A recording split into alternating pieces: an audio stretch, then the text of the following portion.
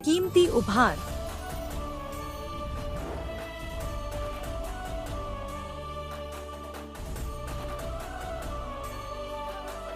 लड़ाई जीतकर राजा कृष्णदेव राय ने विजय उत्सव मनाया।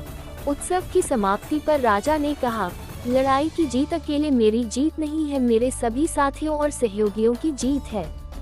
मैं चाहता हूं कि मेरे मंत्रिमंडल के सभी सदस्य इस अवसर पर पुरस्कार प्राप्त करें।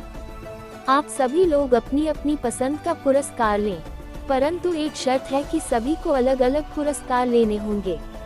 एक ही चीज दो आदमी नहीं ले सकेंगे। ये घोषणा करने के बाद राजा ने उस मंडप का पर्दा खींचवा दिया जिस मंडप में सारे पुरस्कार सजाकर रखे गए थे। फिर क्या था, सभी लोग अच्छे से अच्छा पुरस्कार पाने के लिए पहल करने लगे। पुरस्कार सभी लोगों की गिनती के हिसाब से रखे गए थे, अतः थोड़ी देर की धक्का मुक्की और छीना झपटी के बाद सबको एक एक पुरस्कार मिल गया। सभी पुरस्कार कीमती थे। अपना अपना पुरस्कार पाकर सभी संतुष्ट हो गए। अंत में बचा सबसे कम मूल्य का पुरस्कार एक चांदी की थाली थी। ये पुरस्कार उस आदमी को मिलना था जो दरबार में सबके बाद पहुंचे, यानी देर से पहुंचने का दंड। सब लोगों ने जब हिसाब लगाया तो पता चला कि श्रीमान तेनालीराम अभी तक नहीं पहुंचे हैं। ये जानकर सभी खुश थे।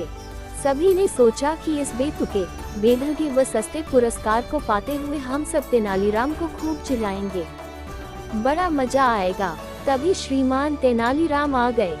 सारे लोग एक स्वर में चिल्ला पड़े, आइए तेनालीराम जी, एक अनोखा पुरस्कार आपका इंतजार कर रहा है। तेनालीराम ने सभी दरबारियों पर दृष्टि डाली।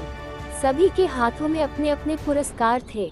किसी के गले में सोने की माला थी तो किसी के हाथ में सोने का भाला, किसी के सिर पर सुनहरे काम की रेशम की पगड़ी थी तो किसी के हाथ में हीरे की अंगूठी। तेनालीराम उन सब चीजों को देखकर सारी बात समझ गया। उसने चुपचाप चांदी की थाली उठा ली। उसने चांदी की उस थाली को मस्तक से लगाया और उस पर दुपट्टा ढक दिया, ऐसे कि जैसे थाली में कुछ रखा हुआ हो।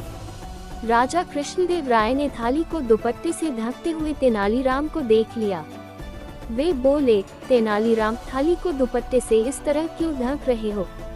क्या करूं महाराज, अब तक तो मुझे आपके दरबार से हमेशा अशरफियों से भरे थाल मिलते रहे हैं।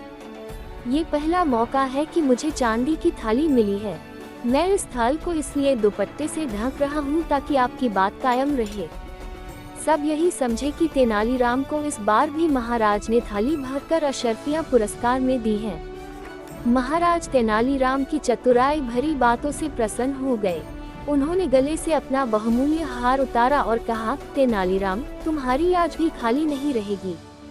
आज उसमें सबसे बहुमूल्य पुरस्कार होगा। थाली आगे बढ़ाओ तेनालीराम।